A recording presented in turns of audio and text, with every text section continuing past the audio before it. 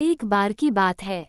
गर्मी का मौसम था और एक चींटी कड़ी मेहनत से अपने लिए अनाज जुटा रही थी। दरअसल वो सोच रही थी कि धूप तेज हो जाए, इससे पहले क्यों न अपना काम पूरा कर लिया जाए। चींटी कई दिनों से इस काम में जुटी थी। वह रोजाना खेत से उठाकर दाने अपने बिल में जमा करती थी। वहीं पास में ही एक टिड्डा फुदक रहा था। मस्ती में वह नाच रहा था, गाने गाकर जिंदगी के मजे ले रहा था। पसीने से तरबतर चींटी अनाज धोते धोते थक चुकी थी।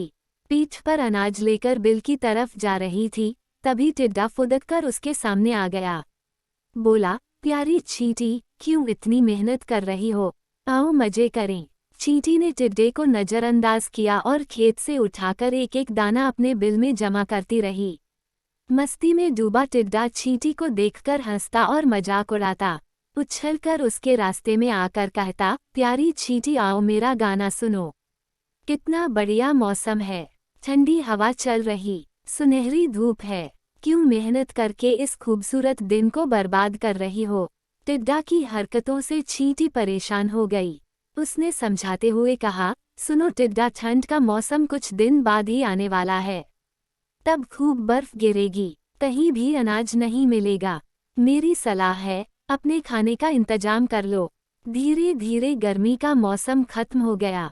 मस्ती में डूबे टिड्डे को पता ही नहीं चला कि गर्मी कब खत्म हो गई। बारिश के बाद ठंड आ गई। कोहरे और बर्फबारी की वजह से बमुश्किल सूरज के दर्शन हो रहे थे। टिड्डे ने अपने खाने के लिए बिल्कुल भी अनाज नहीं जुटाया था। हर ओर बर्फ की मोटी चादर पड़ी थी। भूख से टिड्डा तड़पने लगा। टिड्डे के पास बर्फबारी और ठंड से बचने का भी इंतजाम नहीं था। तभी उसकी नज़र चींटी पर पड़ी। अपनी बिल में चींटी मजे से जमा किए हुए अनाज खा रही थी। तब टिड्डे को एहसास हुआ कि समय को बर्बाद करने का उसे फल मिल चुका है। भूख और ठंड से तड़पते टिड्डे की फिर चींटी ने मदद की।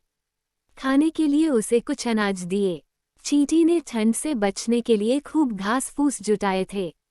उसी से टिड्डे को भी अपना घर बनाने के लिए कहा। कहानी से सीख, अपने काम को मेहनत और लगन के साथ करना चाहिए। उस वक्त भले ही लोग मजाक उड़ाएं, लेकिन बाद में वही तारीफ करेंगे।